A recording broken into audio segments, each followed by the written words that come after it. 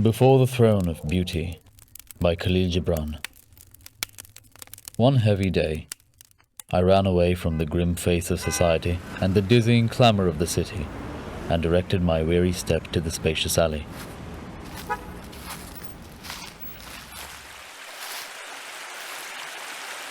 I pursued the beckoning course of the rivulet and the musical sounds of the birds,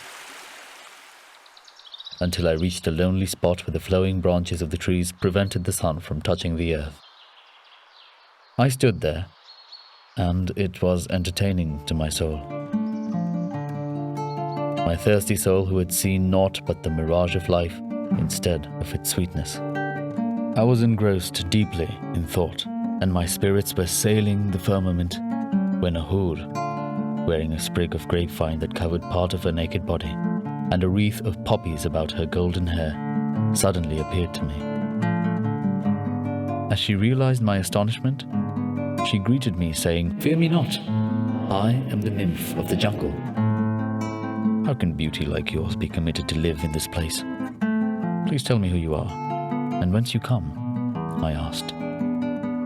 She sat gracefully on the green grass and responded, "I am the symbol of nature. I am the ever-virgin your forefathers worshipped, and to my honor they erected shrines and temples at Baalbek and Jebel." And I dared say, "But those temples and shrines were laid waste, and the bones of my adoring ancestors became a part of the earth. Nothing was left to commemorate their goddess save a pitiful few and the forgotten pages in the book of history."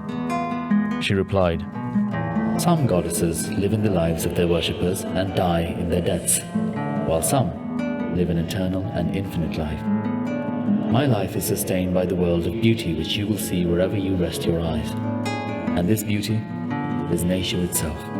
It is the beginning of the shepherd's joy among the hills, and the villager's happiness in the fields, and the pleasure of the awe-filled tribes between the mountains and the plains.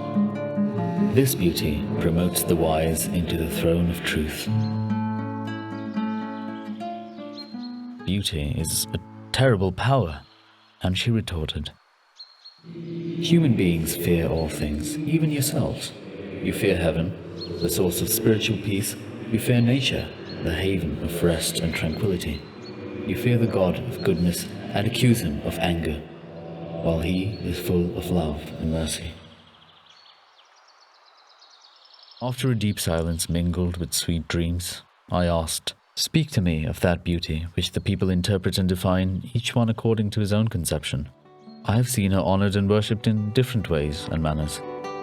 She answered, "Beauty is that which attracts your soul, and that which loves to give and not to receive.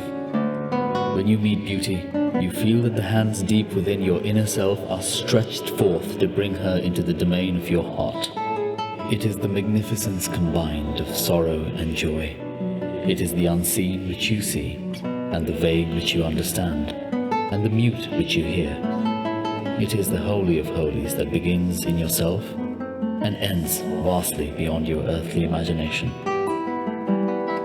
Then the nymph of the jungle approached me and laid her scented hands upon my eyes, and as she withdrew, I found me alone in the valley. When I returned to the city, whose turbulence no longer vexed me, I repeated her words.